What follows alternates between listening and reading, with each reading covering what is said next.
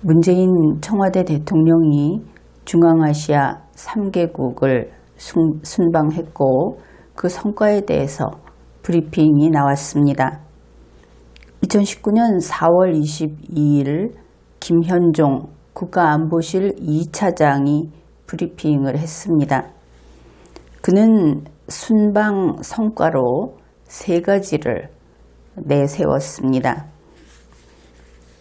그가 내세운 성과 첫 번째는 중앙아 3개국 정상으로부터 우리 신북방 정책에 대한 확고한 지지를 확보했다 하는 겁니다.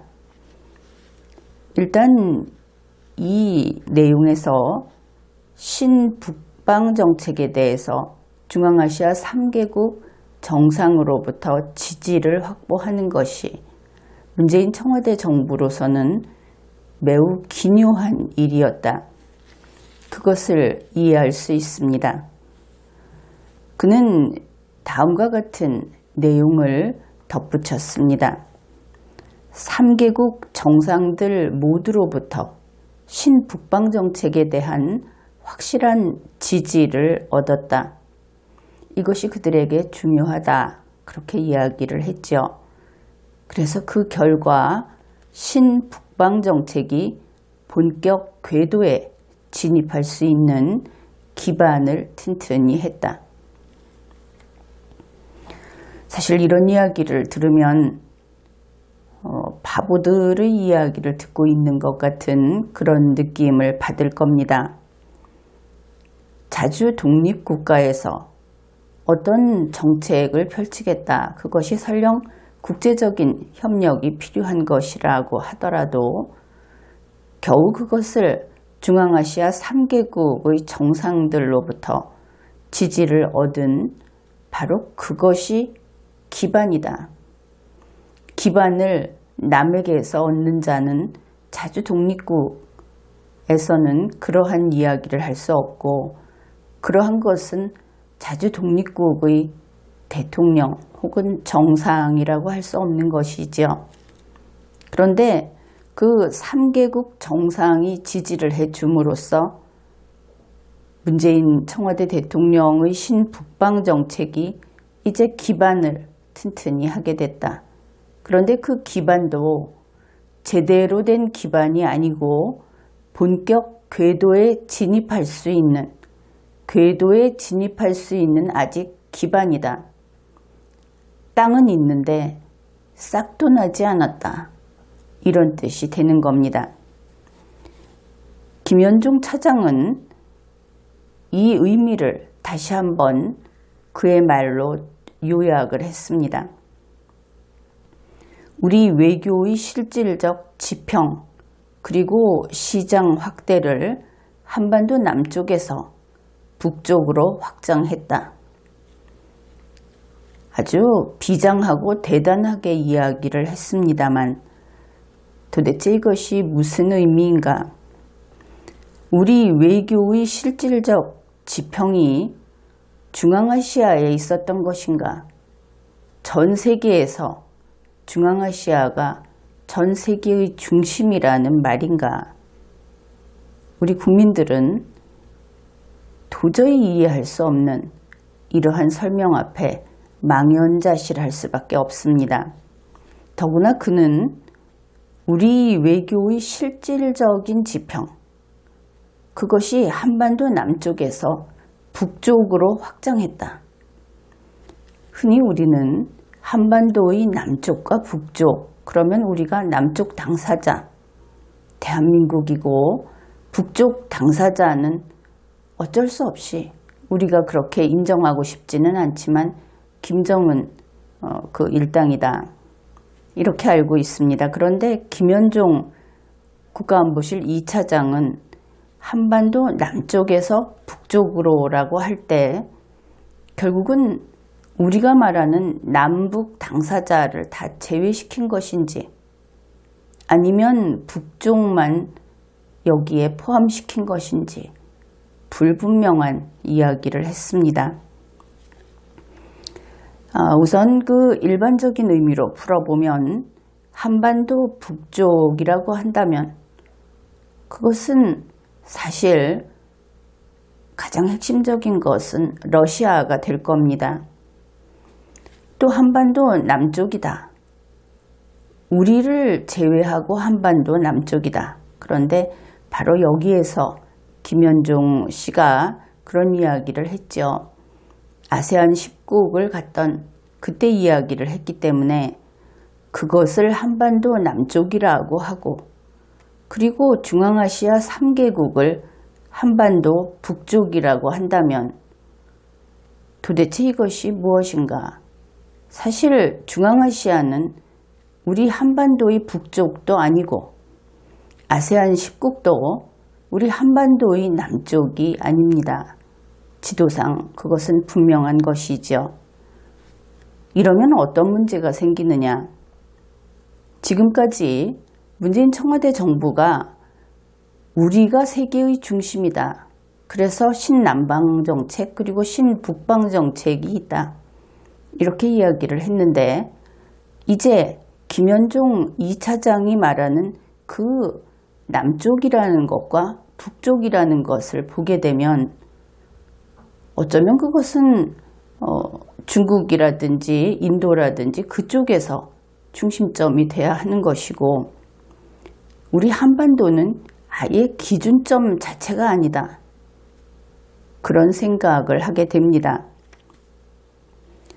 만일 이렇게 그들의 시선이 삐뚤어져서 지도를 잘못 봐서 그래서 이런 정책을 세우고 추진해 왔다고 한다면은 그러면 도대체 왜 지금까지 국민 세금을 쓴 것이냐? 이렇게 물을 수밖에 없는 것이죠. 김현종 2차장은 또 이렇게 이야기를 했습니다. 특히 우즈베키스탄은 중앙아시아 내의 우리 신북방 정책의 거점 국가가 될 것이다. 그냥 들으면 마치 이번에 가서 우즈베키스탄을 우리 것으로 접수하고 온 것처럼 그렇게 들리죠. 우리 정책의 거점 국가가 된다. 이것도 참 이렇게 해서는 안 될 이야기를 하는 겁니다. 주권 국가에 대해서 마음대로 우리 것처럼 이야기를 하는 것을 우즈베키스탄은 알고 있을지 그것도 궁금한 부분입니다. 그런데 사실 문재인 청와대에서 이런 식으로 이야기를 하는 것이 무엇이냐?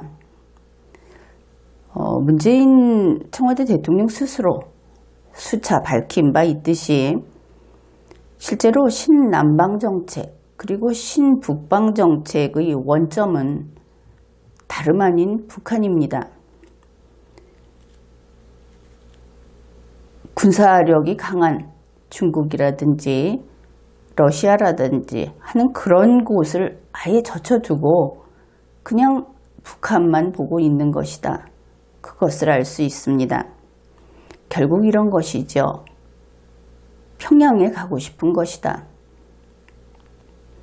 서울에서 평양을 가려면 가장 가까운 길, 가장 빠른 길이 바로 우리에게 있죠. 그것은 휴전선만 넘으면 된다 하는 겁니다. 이 가까운 길을 두고 동남아시아 그리고 태평양 섬나라들 거기에 가서 북한으로 갈 수 있는 구를 파려고 길을 만들려고 노력을 하고 이번에는 중앙아시아에 가서 그래서 또 북한으로 가는 길을 만들려고 하고 철도를 연결하겠다. 그렇게 이야기를 하고 그러면서 이제는 가도 될 것인가? 이제는 갈 수 있을까? 이렇게 그저 코앞에 있는 길을 애써 피하면서 힘들게 살고 있다. 그것을 우리가 알고 있습니다. 이럴 때 우리가 문재인 청와대 대통령에게 해줄 이야기가 있습니다. 바로 문재인 씨 자신의 사무실에 전화기가 있었다. 벌써 잊었느냐? 그 전화 못 쓰는 거냐? 그렇지 않다면 자기 사무실에 있는 전화기 들고 김정은이한테 전화 한번 걸어봐라. 나 가도 되는지. 이렇게 이야기를 해주고 싶은 그런 국민의 마음입니다. 김현종 2차장은 두 번째 성과를 이렇게 이야기합니다. 이번에 총 24개의 프로젝트 그것을 다루었다.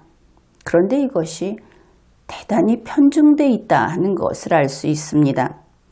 24개 가운데 15개가 우즈베키스탄에, 그리고 5개가 투르크메니스탄에, 4개가 카자흐스탄에 그렇다 하고 브리핑을 했습니다. 물론 이것은 프로젝트의 개수로만 나눌 그것만 가지고 평가할 일은 아닙니다. 그러나 우리가 그 세세한 것을 모르는 바에야 일단 그렇게 볼 수 있죠. 우즈베키스탄에 집중되어 있다. 앞에서 그가 이야기했듯이 신북방 정책의 거점 국가여서 그런지도 모를 일입니다. 그는 또 이런 이야기를 했습니다. 우즈베키스탄과 무인기를 포함한 방산 분야의 사업을 적극 협력할 것이다. 여기에 우리 국민들은 또 바짝 긴장을 하게 됩니다. 무인기를 포함한 방산 분야, 바로 그 부분인 것이죠. 이것은 그리고 보니까 바로 며칠 전에 문재인 청와대 대통령도 이야기를 한 적이 있다. 그런 기억이 날 겁니다. 그 내용이 2019년 4월 19일 한 우즈베키스탄 정상회담 관련 서면 브리핑 청와대에 올라와 있습니다. 그 내용은 이렇습니다. 또한 문 대통령은 방산 분야에서 양국은 최고의 협력 단계에 와 있다. 현재 우즈베키스탄에서 무인기 도입 추진 중이라 알고 있다. 그러면서 관심을 당부했고, 이에 미르지요예프 대통령은 직접 챙기겠다며 긍정적으로 답했다. 이러한 브리핑이 있고 나서 4월 22일 김현종 2차장이 앞으로 이것이 잘 될 것이다. 그런 내용을 말한 것입니다. 여기에서 우리 무인기 기술이 북한으로 넘어갈 수 있다. 당연히 이런 생각을 하게 되지요. 문재인 청와대 대통령이 찾아다니는 곳은 전부 북한과 외교 관계가 있는 곳입니다. 그리고 또 그 정치 세력이 지향하고 있는 모든 원점 그리고 중점은 북한인 것을 우리 국민들이 알고 있습니다. 그러니 이제 방산 분야까지도 북한으로 연결하겠다고 하는 것인가 걱정이 많이 되는 그런 부분입니다. 그래서 이 두 번째 성과를 이렇게 요약을 하고 있습니다. 130억 불 규모의 24개 프로젝트의 수주를 지원하는 등 우리 기업의 중앙아시아 진출 확대 전망을 높였다. 그러면 여기에서 확대한 것이 아니고 단지 전망이다. 그것을 알 수 있습니다. 그 다음 마지막 세 번째 성과를 독립유공자 유해를 봉환하고 30만 고려인 동포들을 격려했다. 이렇게 이야기를 했습니다. 결국 또 유골함을 좀 챙겨왔다. 이런 이야기가 되는 것이죠. 그런데 카자흐스탄에서 그 유해를 넘겨주지 않겠다고 버티다가 이번에 넘겨준 것인가? 이렇게 궁금해하는 국민이 있을 겁니다. 그것은 그렇지 않죠. 그냥 우리 사람, 이 땅에 살던 우리 사람의 유해를 우리가 가져온 것 뿐입니다. 그런데 여기에서 국민들이 기억하고 있는 것은 유해 두 구를 가지고 오는 그 일보다 그 먼 곳에 의장대 수십 명을 데리고 가서 그래서 그 낯선 땅에서 우리 한복을 입은 수십 명 의장대를 볼 수 있었다. 그렇게 문재인 씨가 돈을 펑펑 쓰고 다녔다. 오히려 이런 부분입니다. 국민이 이것을 마냥 너그럽게 그저 그렇게 하나보다, 제 좋을 대로 하나보다 이렇게 보게 되면 그것은 국민 주권주의 국가가 아니게 됩니다.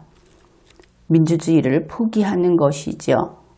어떻게 공무원이 자기 하고 싶은 대로 다 하고 그것이 법에 따라서 그리고 국회에서 거기에 대한 심사가 이루어지지 않는 이러한 지출을 마냥 하는 것인지 선을 넘은 문재인 청와대 대통령이다. 그렇게 볼 수 있겠습니다. 어떻든 청와대 측에서는 이렇게 우리가 이번에 이렇게 세 가지 성과를 거두었다. 이렇게 이야기를 하는데 지금까지 우리가 살펴보았듯이 도대체 성과가 무엇인가? 이번에 지출은 얼마나 했으며 국제적인 망신은 또 얼마나 했으며 그래서 그로 인해서 대한민국의 국격은 얼마나 떨어졌는지 그 답을 오히려 듣고 싶은 그런 심정입니다. 결론은 이번 중앙아시아 3국 방문은 대한민국을 위한 것이 아니고 단지 문재인이 행복한 그런 경로관광을 갔다 온 것이다. 이렇게 판단이 됩니다. 더구나 이번에는 공무원인 문재인 씨가 대한민국의 애국가와 국기에 대해서 경의를 표하는 것을 거부했다. 이것은 지난 방송에서 다룬 바 있습니다. 이것은 용서할 수 없는 일이죠.